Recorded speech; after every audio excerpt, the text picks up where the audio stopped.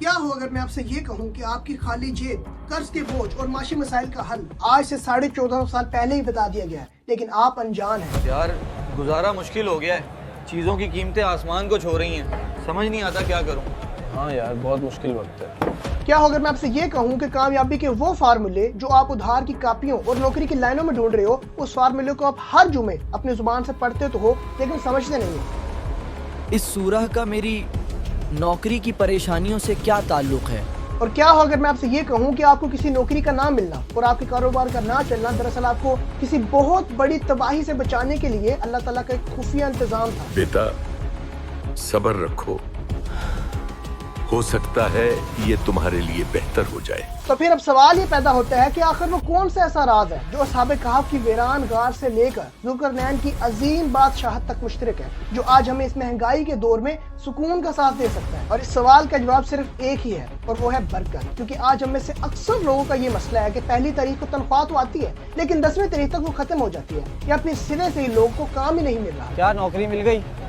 نہیں یار، ایک سیٹ کے لیے 10,000 لوگ اپلائی کر رہے ہیں اور ہم پریشان ہیں کہ گزارا کیسے ہوگا۔ تو آئیے ڈھونڈتے ہیں اپنے سارے معاشی مسائل کا حل سورہ الکہف کی روشنی۔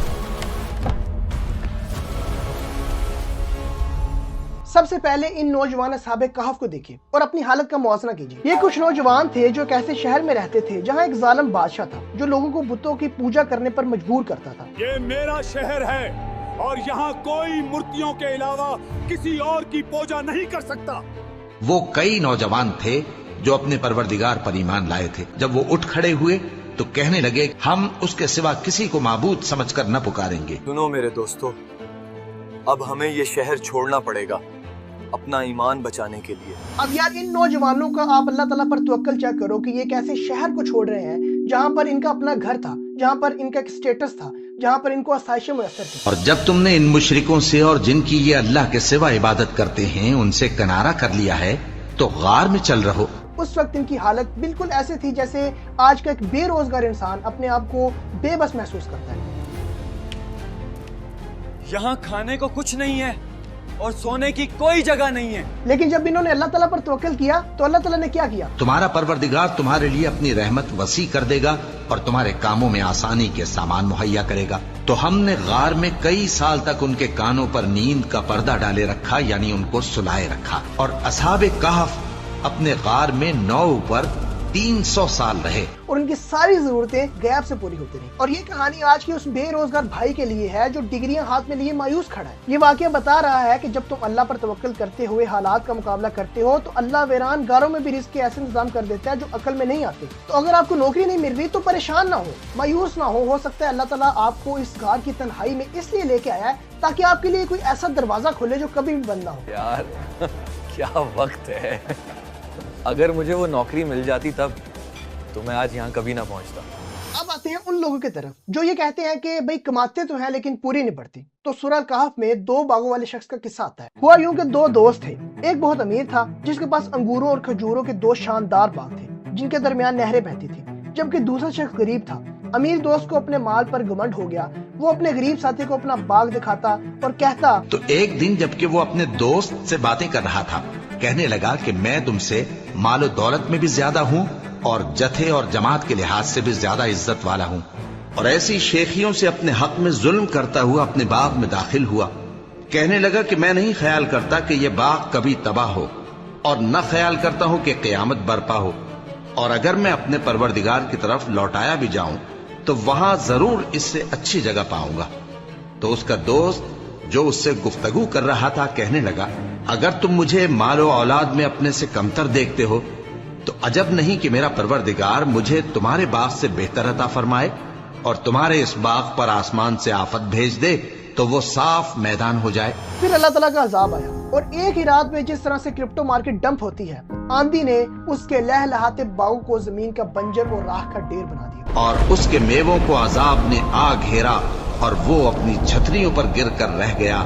تو جو مال اس نے اس پر خرچ کیا تھا اس پر حسرت سے ہاتھ ملنے لگا اور کہنے لگا کہ کاش میں اپنے پروردگار کے ساتھ کسی کو شریک نہ بناتا۔ اور یقین کریں آج کے دور میں ہم بھی یہی غلطی کر رہے ہیں، ہم اپنی کم آمدنی کا رونا روتے ہیں اور جو چیزیں اللہ تعالیٰ نے ہمیں دی ہیں ہم ان پہ شکر ہی نہیں ادا کرتے۔ یار بہت برے حالات ہیں، پیسہ آتے ہی خرچ ہو جاتا ہے۔ جب تک ہم اپنے پاس موجود نعمتوں پر شکر ادا نہیں نہ کریں گے تو یقین کریں آپ کے پاس کروڑوں بھی آ جائیں نا، آپ کو کمی لگے۔ اور یہ بھی بات یاد رکھیں کہ معاشی تنگی کا توڑ زیادہ پیسے میں نہیں، شکر میں ہے، اور جس دن آپ نے تھوڑے پر شکر کرنا سیکھ لیا تو اللہ تعالیٰ اس تھوڑے میں آپ کے لیے برکت ڈال دے گا۔ سنو بھائی، میں امیر نہیں ہوں لیکن میرے گھر میں بہت برکت اور سکون ہے۔ اور اب جو تیسرا واقعہ ہے وہ تو ہے ہی خاص طور پر ان لوگوں کے لیے جن کو یہ لگتا ہے کہ ہماری تو قسمت ہی خراب ہے۔ حضرت موسیٰ علیہ السلام ایک سفر پر حضرت خضر علیہ السلام کے ساتھ تھے۔ وہ دونوں کشتی میں سوار ہوئے جو کچھ قریب لوگوں کی تھی اور وہی ان کی روزی کا واحد ذریعہ تھی۔ سفر کے دوران حضرت خضر علیہ السلام نے اچانک کشتی کا ایک تختہ اکھاڑ دیا اور کشتی میں سوراخ کر دیا۔ اب بظاہر تو یہ ظلم تھا کہ غریب لوگوں کی روزی روٹی والی کشتی جو تھی وہی خراب کر کے رکھ دی۔ تو خضر نے کشتی کو پھاڑ ڈالا۔ موسیٰ نے کہا، کیا آپ نے اس کو اس لیے پھاڑا ہے کہ سواروں کو غرق کر دی؟ یہ تو آپ نے بڑی عجیب بات کی۔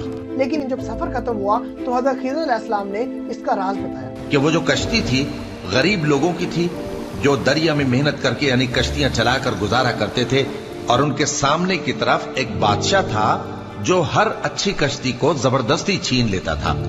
تو میں نے چاہا کہ اسے عیبدار کر دوں تاکہ وہ اسے غصب نہ کر سکے۔ تو میرے بھائی، اگر آپ کی کوئی دکان نہیں چل رہی، آپ کا کاروبار نہیں چل رہا، آپ کا کوئی ویزا ریجیکٹ ہو گیا، آپ سے کوئی نوکری چھوٹ گئی ہے یا آپ کو کوئی مالی نقصان ہو گیا ہے تو اس پر روئیں مت۔ میرے سارے پیسے ختم ہو گئے یار۔ ہو سکتا ہے اللہ نے یہ چھوٹی سی رکاوٹ یا نقصان اس لیے ڈالا ہو تاکہ آپ کو کسی بہت بڑے فراڈ، کسی حرام کمائی یا کسی ایسی مصیبت سے بچانا ہو جو آپ کی زندگی تباہ کر سکتا تھا۔ تو جسے آج آپ اپنی بدقسمتی سمجھ رہے ہو وہ اللہ تعالیٰ کی آپ کے اوپر شفقت ہے۔ اگر میں نے اس وقت پیسے جمع کروائے ہوتے تو آج میرے ساتھ بھی وہی ہوتا۔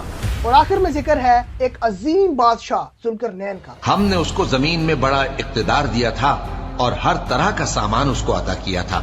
ذوالقرنین ایک عظیم بادشاہ ہے اور بہت سفر کرتا ہے۔ پھر اس نے ایک اور سفر کا سامان کیا، یہاں تک کہ دو اونچے سیدھے پہاڑوں کے درمیان پہنچا تو دیکھا کہ ان کے اس طرف کچھ لوگ ہیں کہ بات کو سمجھ نہیں سکتے۔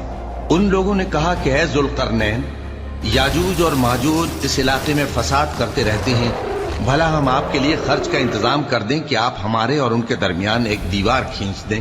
ذوالقرنین نے کہا کہ خرچ کا جو مقدور اللہ نے مجھے بخشا ہے وہ بہت اچھا ہے، تم مجھے قوت بازو سے مدد دو، میں تمہارے اور ان کے درمیان ایک مضبوط رکاوٹ بنا دوں گا۔ تم لوہے کے بڑے بڑے تختے میرے پاس لاؤ۔ چنانچہ کام جاری کر دیا گیا، یہاں تک کہ جب اس نے دونوں پہاڑوں کے درمیان کا حصہ برابر کر دیا اور کہا کہ اب اسے دھوکو، یہاں تک کہ جب اس کو دھونک دھونک کر آگ کر دیا تو کہا کہ اب میرے پاس تانبا لاؤ کہ اس پر پگھلا کر ڈال دوں۔ پھر ان میں یہ قدرت نہ رہی کہ اس پر چڑھ سکیں اور نہ یہ طاقت رہی کہ اس میں نقب لگا سکیں۔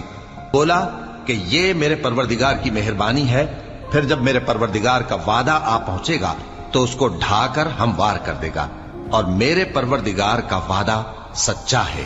اب ذوالقرنین کا واقعہ ہمیں یہ سکھاتا ہے کہ اگر آپ یہ چاہتے ہو کہ آپ کے رزق کے اندر کشادگی ہو تو پھر اللہ کی مخلوق کے کام آؤ۔ ذوالقرنین نے دیوار بنانے کی اجرت نہیں مانگی تھی، انہوں نے فی سبیل اللہ مدد کی تھی اور کہا، ذوالقرنین نے کہا کہ خرچ کا جو مقدور اللہ نے مجھے بخشا ہے وہ بہت اچھا ہے۔ اگر آپ غریب یا تنگ دست بھی ہو نا تو پھر بھی کوشش کرو یار کسی کی چھوٹی سی مدد ہی کر دو، چاہے وہ مسکراہٹ ہی کیوں نہ ہو۔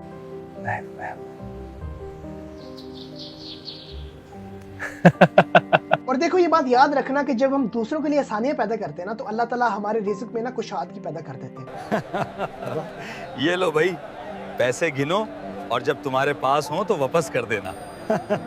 جیب خالی ہے تو غم نہ کریں، اصحاب کہف کی طرح اللہ تعالیٰ پر توکل کریں، اپنی جدوجہد جاری رکھیں، ضرور اللہ تعالیٰ آپ کی مدد کرے گا اور آپ کو معاشی سودگی دے دے گا۔ اور اگر خرچے زیادہ ہیں تو نہ شکری چھوڑ دیں، جو چیز آپ کے پاس اویلیبل ہے اس کے اوپر صبر کرنا سیکھیں، اور جو چیز اللہ تعالیٰ نے آپ کو دی ہے اسی میں اللہ تعالیٰ سے برکت مانگیں۔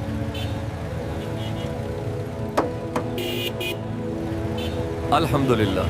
اور اگر کوئی نقصان ہو گیا ہے تو کشتی والے واقعے کو یاد کر لیں، یقین کریں یہ جو آپ کا نقصان ہوا ہے نا اسی میں ہی اللہ تعالیٰ نے آپ کے لیے کوئی بہت بڑا فائدہ اور بہت بڑی خیر چھپا کے رکھی ہے۔ کوئی مصیبت زمین میں اور خود تم پر نہیں پڑتی مگر بیشتر اس کے کہ ہم اس کو پیدا کریں، ایک کتاب میں لکھی ہوئی ہوتی ہے، تاکہ جو فائدہ تمہیں حاصل نہ ہو سکا اس کا غم نہ کھایا کرو، اور جو تم کو اس نے دیا ہو اس پر اترایا نہ کرو۔ سورہ کہف ہمیں یہ سکھاتی ہے کہ جو معاشی سودگی ہے وہ بینک بیلنس میں نہیں ہے، وہ دولت کی بہتات میں نہیں ہے، وہ دل کے اطمینان اور اللہ تعالیٰ کی رضا میں۔ اور زمین پر کوئی چلنے پھرنے والا نہیں मगर उसका रिज्क अल्लाह के जिम्मे है।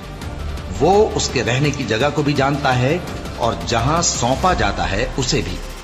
ये सब कुछ किताब रोशन में लिखा हुआ है।